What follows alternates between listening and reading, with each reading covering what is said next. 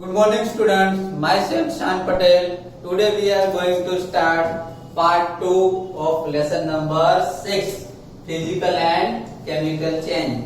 देखिए कि जैसे कि बच्चों हम देख रहे हैं chapter 6 physical change and chemical change.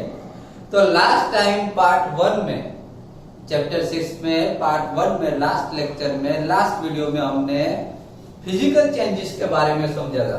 बराबर, फिजिकल चेंजेस में हमने देखा कि जिसमें शेप चेंज होता हो, साइज चेंज होती हो, कलर चेंज होता हो, स्टेट में चेंजेस होते हो, लाइक सॉलिड में से लिक्विड होता हो, लिक्विड में से गैस में चेंज होता हो, गैस में से लिक्विड, लिक्विड में से वापस सॉलिड में चेंज हो। इस तरीके से जो स्टेट में भी जो चेंजेस होते हैं वो सब फिजिकल चेंजेस में इंक्लूड होते हैं। समझ में आया?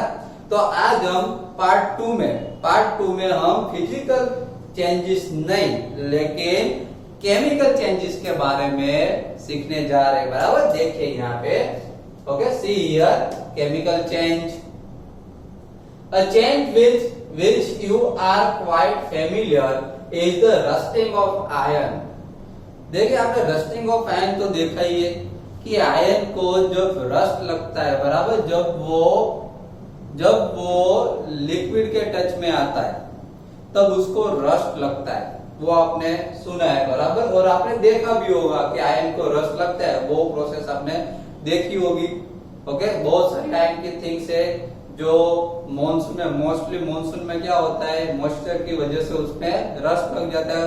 तो वो तो आपने सुना ही होगा और देखा भी होगा। Okay, if you leave a piece of iron in the open for some time, it acquires a film of brownish substance. This substance is called rust and the process is called the rusting. आपने देखा होगा कि जब piece of iron का piece जब हम बाहर atmosphere में जब हम उसको रखते, जब वो एयर के मॉइस्चर एयर के टच में आते तो उसके ऊपर आयरन के ऊपर ब्राउनिश कलर का एक फिल्म, एक फ्रेम उसके आयरन के ऊपर रेडी हो जाती है, बराबर, बन जाती है। तो वो क्या है, वो जो फ्रेम है, बराबर, वो जो फिल्म लगी है आयरन के ऊपर, वो क्या है, तो वो है रस्ट है। क्या है? रस्ट। समझ में आया? और ये जो प्रोसेस है, जो ये रस्ट लगने की ये जो प्रोसेस है उसको हम बोलेंगे रस्टिंग। समझ में आया? तो ये जो रस्टिंग की जो प्रोसेस है, जो आयरन के ऊपर जो रस्ट लगता है, वो जो प्रोसेस है वो भी केमिकल चेंजेस है। बराबर, okay. Then iron gates of park. देखिए पार्क में जो आयरन के गेट बने हुए होते हैं, पार्क में क्या है, पार्क जो क्या है, पार्क तो ओपन प्लेस है, बराबर। तो पार्क जो है मॉनसून में समझ लो कि वो तो मॉइस्चर के टच में आता ही है। वो जो पार्क में जो गेट बना होता है क्योंकि वो तो ओपन प्लेस में। समझ में आया? तो वो बाद में iron benches kept in lawn and garden में, लॉन में जो आयरन बेंचेस जो रखी जाती है, आयरन जो गार्डन में रखेंगे तो गार्डन में तो क्या होता है, मोस्टली ऐसे प्लांट और ग्रास जो होते ही है, तो मॉइस्चर, वहां पे मॉइस्चर तो रहती है। तो वहां पे जो बेंचेस जो रखी जाती है जो आयरन की होती है उसके ऊपर भी रस्ट लगता है। Almost every article of iron kept in the open gets rust. Almost iron के ऑलमोस्ट एवरी पार्टिकल, जितने भी आयरन के पार्टिकल्स होते हैं, अगर उसको हम ओपन एरिया में रखें और अगर वो एयर के, वो मॉइस्चर एयर के टच में आए, बराबर, तो उसके कांटेक्ट में आए तो उसके ऊपर रस्ट तो लगेगा ही।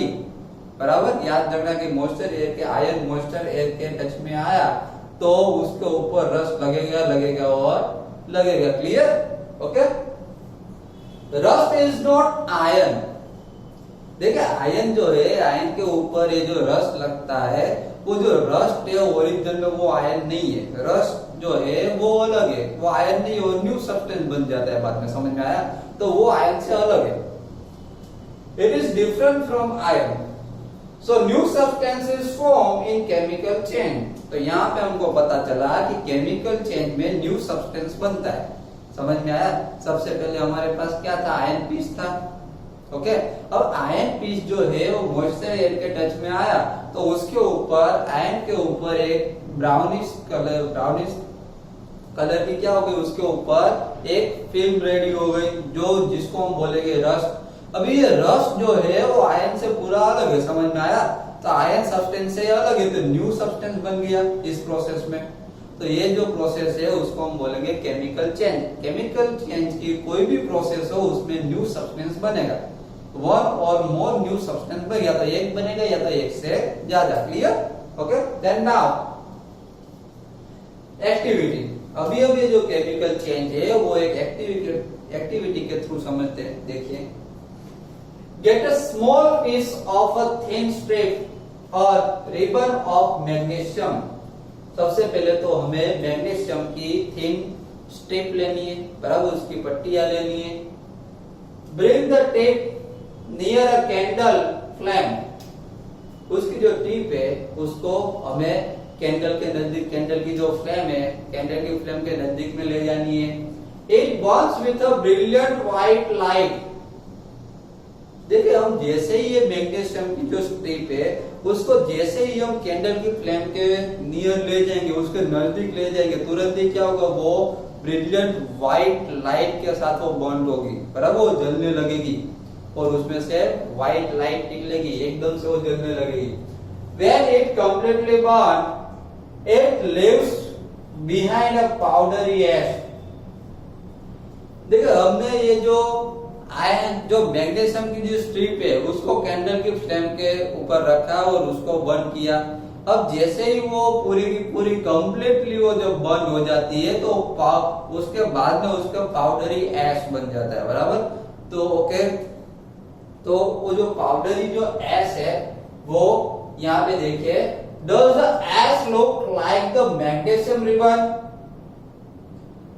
The change can be represented by the following equation। अभी हमको यहाँ पे एक क्वेश्चन पूछा गया है कि ये जो मैग्नीशियम की जो स्ट्रिप थी, मैग्नीशियम रिबन थी, उसको हमने बर्न किया, बराबर, उसको हमने जलाया। तो मैग्नीशियम जो स्ट्रिप थी उसको हमने बर्न किया तो उसमें से क्या बन गया, पाउडरी ऐश बन गई। अभी हमको यहाँ पे एक क्वेश्चन पूछा गया है कि क्या ये पाउडरी ऐश जो है वो जो पहले मैग्नीशियम स्ट्रिप थी उसकी जैसे ही दिखेगी? नहीं, उसके जैसे नहीं दिखते, बराबर, वो अलग हो जाता है, क्योंकि जो मैग्नीशियम स्ट्रिप है वो अलग थिंग है और ये पाउडरी जो ऐश है वो अलग चीज है। तो पाउडरी ऐश है वो न्यू सब्सटेंस बन गया, समझ में आया? तो यहाँ पे क्या हुआ, केमिकल चेंज हुआ। Clear? The change can be represented by the following equation। यहाँ पे हमको ये जो चेंजेस है, मैग्नीशियम की स्ट्रिप को हमने जब बर्न किया, बराबर, उसमें से न्यू सब्सटेंस, बराबर, चेंजेस किए। यहाँ पे इक्वेशन दी गई है Mg2Mg। यहाँ पे Mg का मतलब होता है मैग्नीशियम। यहाँ पे Mg मतलब क्या होता है, मैग्नीशियम। मैग्नीशियम प्लस O2 का मतलब यहाँ पे होता है ऑक्सीजन, O2 है वो ऑक्सीजन है। तो मैग्नीशियम को जब हम ऑक्सीजन के कांटेक्ट में लाए, मींस जब हमने उसको बर्न किया, बराबर, तो बर्न किया तब ऑक्सीजन कांटेक्ट में होता है, बराबर। तो मैग्नीशियम को जब हम ऑक्सीजन के कांटेक्ट में लाए तो उसमें से क्या मिला हमको, MgO। MgO का मतलब होता है मैग्नीशियम ऑक्साइड। यहाँ पे MgO दिख रहा है आपको, तो MgO का मतलब होता है मैग्नीशियम ऑक्साइड।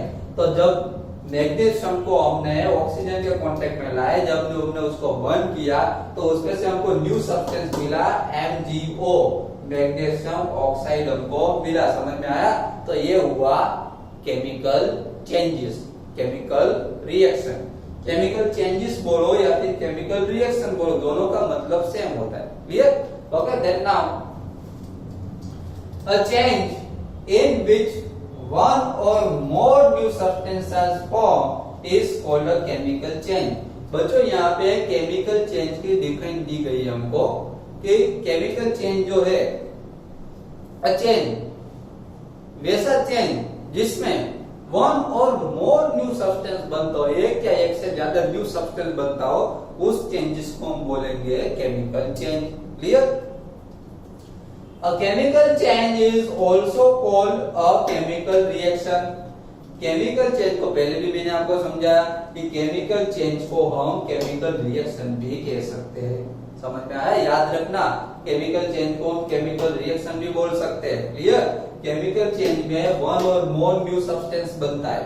फिजिकल चेंज में ऐसा नहीं होता, फिजिकल चेंज में कोई न्यू सब्सटेंस नहीं बनता, समझ में आया? केमिकल चेंज में वन और मोर न्यू सब्सटेंस बनेगा। Okay, then now a chemical changes are very important in our lives। All new substance are form as a result of chemical change. देखो जो ये केमिकल चेंज जो है हमारी life में बहुत इंपॉर्टेंट है, क्योंकि हमारी लाइफ में बहुत सारी ऐसी थिंग्स है जिसमें ऐसी प्रोसेस है जिसमें केमिकल चेंज यूज होता है। मोस्ट ऑफली केमिकल चेंज वहां उस प्रोसेस में केमिकल चेंज होते हैं। हमारी लाइफ में बहुत सारी ऐसी प्रोसेस जिसमें केमिकल चेंज होगा। समझ में आया? तो केमिकल चेंजेस जो है हमारी लाइफ में बहुत इंपॉर्टेंट है। All new substance are form as a result of chemical change. बहुत सारे ऐसे केमिकल चेंज की वजह से न्यू सब्सटेंस बनते हैं। किसकी वजह से? तो केमिकल चेंज की वजह से। और एग्जांपल, अभी यहाँ पे हम एग्जांपल यहाँ पे देखते हैं कि कौन कौन सी ऐसी प्रोसेस है जो केमिकल चेंजेस की वजह से होती है। For example, digestion of food in our body. हमारी बॉडी में जो हम फूड ईटिंग करते हैं वो डाइजेस्ट होता है, बराबर।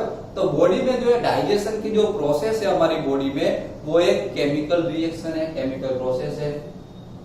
Ripening of fruits etcetera are chemical change, बराबर। एक तो फूड डाइजेशन, हमारी बॉडी में फूड डाइजेस्ट करने की जो प्रोसेस है, हम जो फूड ईटिंग करते हैं वो हमारी फूड पाइप से नीचे जाता है, बराबर, स्टमक में जाता है, वहां पे वो फूड डाइजेस्ट होता है। तो ये जो प्रोसेस है वो केमिकल चेंजेस की प्रोसेस है। उसके बाद रिपनिंग ऑफ फ्रूट्स, जब इस पे जब फ्रूट आते हैं तो वो जब फ्रूट्स तो आते हैं, बराबर, बाद में क्या होता है कि उस फ्रूट्स रिपनिंग होते हैं, बराबर, वो पकते हैं। रिपनिंग का मतलब क्या होता है? यहाँ पे जो रिपनिंग है उसका मतलब होता है पकना। जब फ्रूट्स जो होते हैं जब वो पकते हैं तब ये जो प्रोसेस है पकने की प्रोसेस, वो रिपनिंग होने की प्रोसेस, उसको हम केमिकल चेंज में इंक्लूड करेंगे, बराबर। वो भी एक केमिकल चेंज ही है। Clear? Useful new materials such as plastics and detergents are produced by chemical reaction। देखिए हम जो यूज करते हैं ये जो प्लास्टिक से, बहुत सारी ऐसी थिंग्स है जो प्लास्टिक में से बनी है। हमने चैप्टर नंबर 5 में देखा था, बहुत सारी ऐसी थिंग्स है जो प्लास्टिक में से बनी है। तो ये जो प्लास्टिक जो है, प्लास्टिक जो है और जो डिटर्जेंट जो है वो जो बनाने की जो प्रोसेस है, प्लास्टिक जो बनता है वो प्रोसेस, डिटर्जेंट बनाने की प्रोसेस है, वो सब प्रोसेस जो है वो केमिकल रिएक्शन के थ्रू होती है, बराबर। वो भी एक केमिकल चेंज है। बर्निंग ऑफ कोल, वुड और leaves is also chemical change. देखिए हम कोल को बर्न करते हैं या वुड को बर्न करें, बराबर, या फिर लीव्स को बर्न करें, वो सब जो प्रोसेस है बर्न करने की जो प्रोसेस है वो भी केमिकल चेंज है, बराबर। और लेकिन जो बर्न करने की जो प्रोसेस है उससे क्या होता है कि हम कोल बर्न करें या फिर लीव्स बर्न करें, वुड बर्न करें, उससे क्या होता है कि बर्निंग की वजह से उसमें से गैसेस निकलते, बराबर। तो वो गैसेस है वो हमारे लिए हार्मफुल होते हैं। उसकी वजह से क्या होता है, बर्निंग की वजह से जो गैसेस प्रोड्यूस हो गए वो गैसेस एटमॉस्फेयर में जाएंगे, एयर के साथ मिक्स होंगे और उससे पॉल्यूशन होगा। समझ में आया?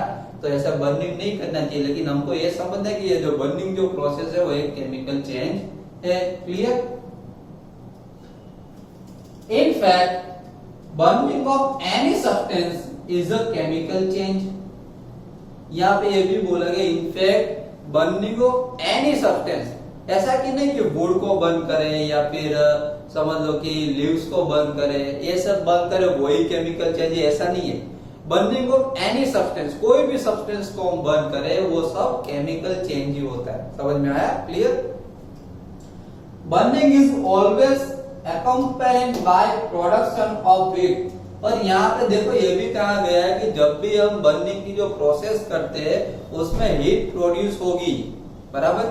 जब हम बर्निंग करते हैं कोई भी सब्सटेंस को हम बर्न करें, बराबर, तो उसमें हीट तो प्रोड्यूस होती है। समझ में आया ना? क्लियर? ओके। तो आज के लेक्चर में हमने क्या सीखा? आज के लेक्चर में हमने केमिकल चेंजेस के बारे में सीखा कि केमिकल चेंजेस किस तरीके से होता है। समझ में आया? फिजिकल चेंज में क्या था? फिजिकल चेंज में सिर्फ प्रॉपर्टी चेंज होती है, जैसे कि साइज चेंज होती है, शेप चेंज होता है, कलर चेंज होते हैं, स्टेट चेंज होते हैं, वो था, बराबर। केमिकल चेंज में क्या? केमिकल चेंज में उससे पूरा डिफरेंट है। केमिकल चेंज में क्या होता है कि न्यू सब्सटेंस बनता है। कोई भी केमिकल चेंज हो तो उसमें से न्यू सब्सटेंस बनेगा। क्लियर? तो आज के वीडियो में पार्ट 2 में मैंने आपको जो भी समझाया केमिकल चेंज के बारे में, तो इस वीडियो को आप 2-3 बार फिर से देख लीजिए, उसको ठीक से समझ लीजिए। Clear? Thank you very much.